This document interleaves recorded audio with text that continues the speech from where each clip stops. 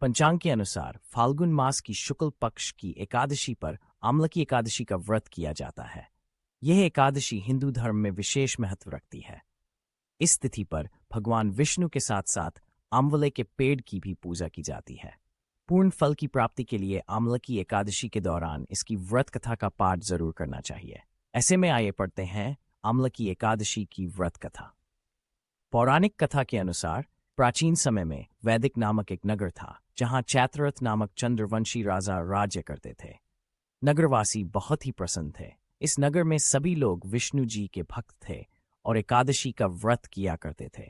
एक बार फाल्गुन शुक्ल एकादशी के दिन सभी भक्तजन व्रत कर भगवान विष्णु की पूजा अर्चना और रात्रि जागरण कर रहे थे। तभी वहां एक महापापी और दुराचारी शिकारी आया। वह भी वहां रुककर भगवान विष्णु के था तथा एकादशी का महात्म्य सुनने लगा। इस प्रकार उस शिकारी ने अपनी पूरी रात जागरण करते हुए व्यतीत की। अगले दिन वह घर गया और भोजन करके सो गया। कुछ दिनों बाद ही उस पहेलिया का निधन हो गया। शिकारी के पापों के कारण उसे नरक भोगना पड़ता, लेकिन उसने अनजाने में आमलकी एकादशी व्रत कथा सुनी थी और जागरण भी किया था। इसलिए उसने राजा विदुरथ के घर जन्म लिया और उसका नाम वसुरथ रखा गया। एक दिन वसुरथ जंगल में भटक गया और एक पेड़ के नीचे सो गया। उस पर कुछ डाकुओं ने हमला कर दिया, लेकिन उनके अस्त्र शस्त्र का राजा पर कोई असर नहीं हुआ और राजा सोते रहे।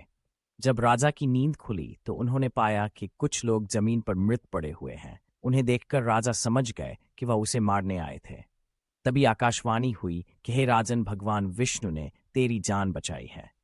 तुमने पिछले जन्म में आमलकी एकादशी की व्रत कथा सुना था और ये उसी का फल है। आमलकी एकादशी की अन्य पौराणिक कथा भी प्रचलित है। कथा के अनुसार भगवान विष्णु की नाभि से ब्रह्मा जी की उत्पत्ति हुई। ब्रह्मा जी को स्वयं के बारे में जानने की इच्छा हुई। इन सवालों का जवाब बजाने के लिए ब्रह्मा जी ने भगवान विष्णु की तपस्या की। उनकी तपस्या से प्रसन्न होकर भगवान विष्णु ने उनको दर्शन दिए। उनके दर्शन प्राप्त कर ब्रह्मा जी भावुक हो गए और उनकी आंखों से आंसू बहने लगे। जहां ब्रह्मा जी के आंसू गिरे वहां आंवले का पेड़ उत्पत्ति हुई। तब भगवान विष्णु ने कहा कि आपके आंसू से आंवले का पेड़ उत्पत्ति हुई है।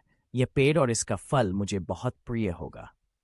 आज से जो कोई भी आमलकी एकादशी व्रत करेगा और आंवले के पेड़ की पूजा अर्चना करेगा, उसे शुभ फलों की प्राप्ति होगी।